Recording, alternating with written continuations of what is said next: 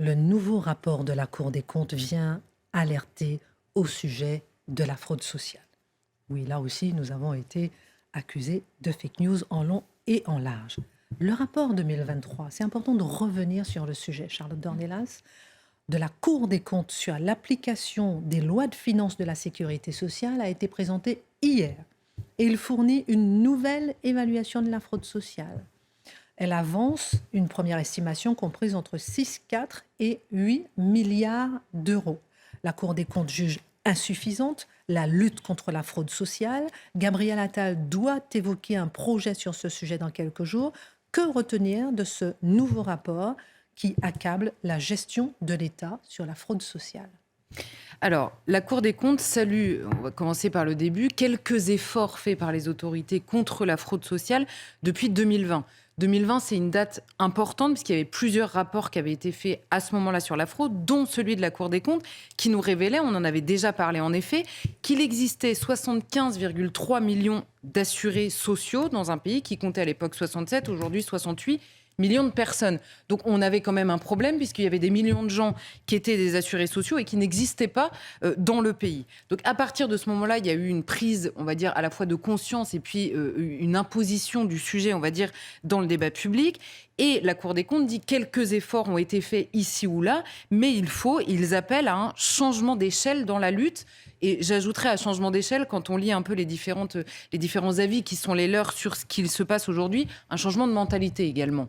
On y reviendra un peu plus tard, pour éviter la perte de milliards d'euros, c'est ce qu'ils disent, parce qu'en effet, ils le chiffrent, tout en sachant que c'est très difficile à chiffrer aussi. Alors ces fraudes, elles sont évidemment multiples. Il y en a beaucoup qui sont très différentes. Il y en a qui sont aussi bien individuelles que organisées, puisque vous savez, on en parle souvent sur tous les sujets. À chaque fois qu'il y a une fraude possible, il y a évidemment des réseaux organisés de fraudeurs professionnels qui s'immiscent dans les brèches et elles contreviennent par l'ampleur de leurs coûts qui pèsent évidemment sur le contribuable français, au principe de solidarité, nous dit M. Moscovici, qui présente le rapport. Le principe de solidarité, en l'occurrence, c'est évidemment l'autre nom du consentement à l'impôt. Or, c'est quand même une petite musique qui revient assez régulièrement dans le pays. Alors évidemment, on a l'éternelle bataille des chiffres qui s'invite dans ce débat. Vous savez, quand vous n'êtes pas d'accord sur un chiffre qui, par définition, est méconnu, vous faites à partir de calculs, à partir de faits, à partir de données que vous réclamez des extrapolations et vous discutez de ces chiffres-là. Et alors, quand vous n'êtes pas d'accord avec la personne d'en face sur la virgule à déplacer, ça s'appelle une fake news. Bah non, c'est un peu vite dit, hein, si je puis me permettre.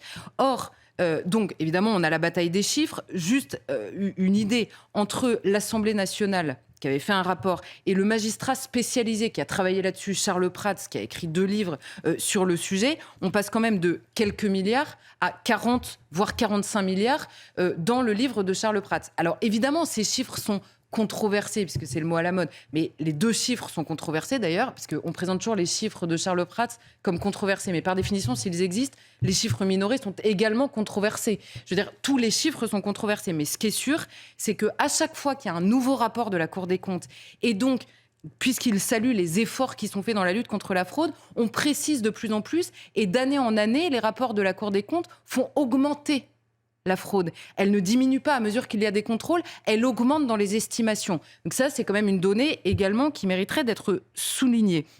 Alors, il y a quelques chiffres qui apparaissent dans le rapport. On a entre 3,8 et 4,5 milliards d'euros de fraude et faute pour l'assurance maladie, et au total, en effet, entre 6 et 8 milliards aux prestations sociales. Mais de l'avis même du rapport, c'est-à-dire que dans le rapport même, les auteurs du rapport expliquent que ces chiffres sont incomplets. Pas tellement par volonté, mais par fait accompli, puisque d'abord, une faible part des tricheries est détectée en raison du faible nombre de contrôles. Ils le disent eux-mêmes, c'est 11% pour la CAF de fraude détectée, ce sont les chiffres qu'ils avancent. Moins de 1% pour la complémentaire santé, entre autres. Et par ailleurs, ces chiffres sont incomplets pour une autre raison, c'est que les autorités, les administrations à qui s'adresse la Cour des comptes, pour certaines données, refusent de les adresser à la Cour des comptes.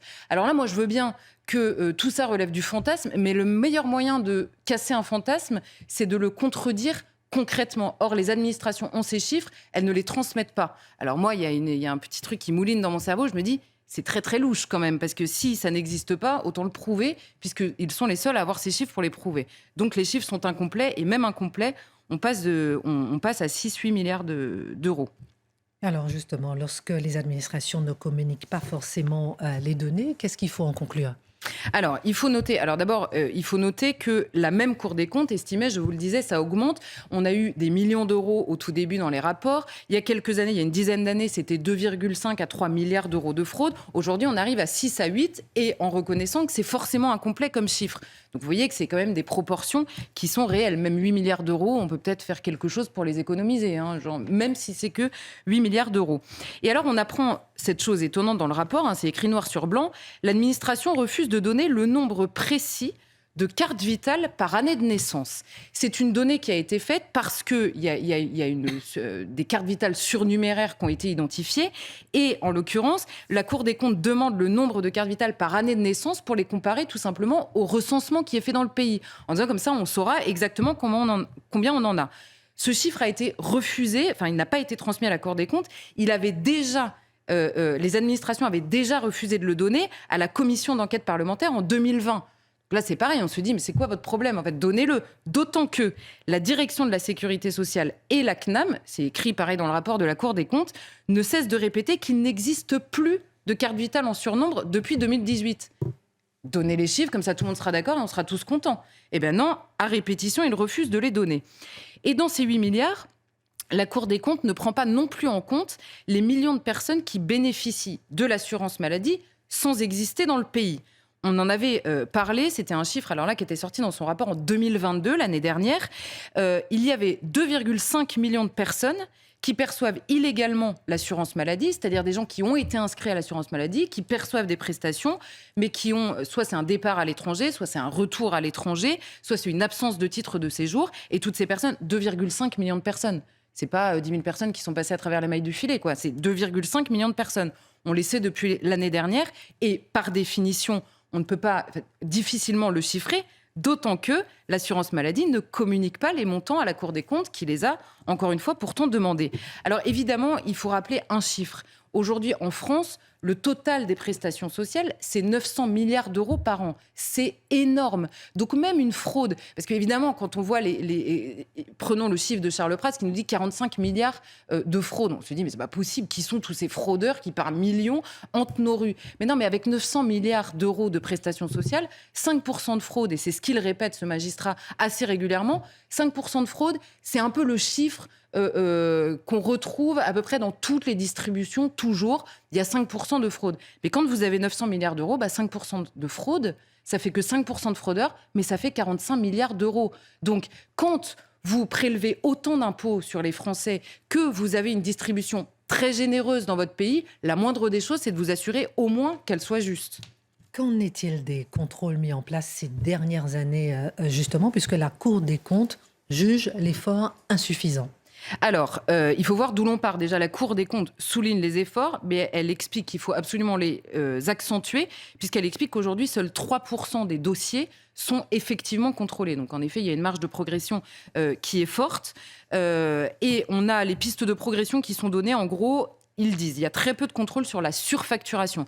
Parce que l'année dernière, on avait l'assurance maladie qui avait fait certains audits, on va dire, et il s'était notamment penché sur la fraude faite par les professionnels de santé eux-mêmes, c'est-à-dire des surfacturations ou des facturations carrément abusives pour des prestations qui n'existent pas.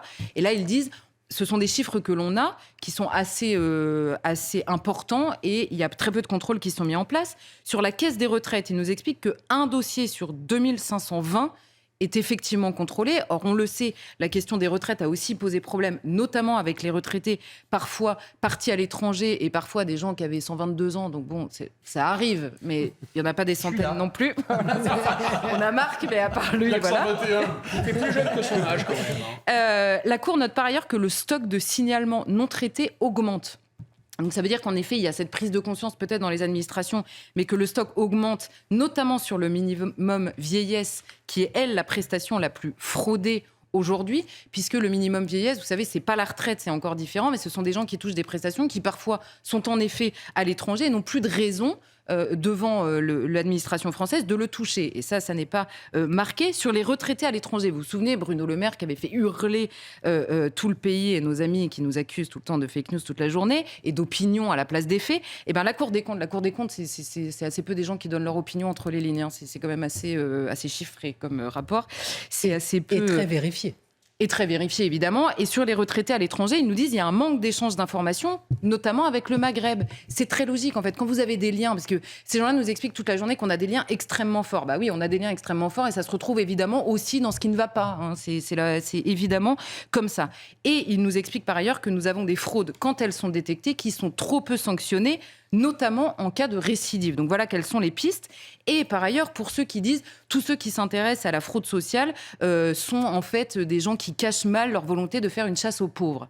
Alors on va prendre un exemple, parce que d'abord c'est pas une chasse aux pauvres, c'est une chasse aux gens qui trichent. En fait, il y a des riches qui trichent, on en a parlé il y a peu de temps, il y a des pauvres qui trichent, peu importe en fait, à partir du moment où ils trichent, il est normal de le souligner.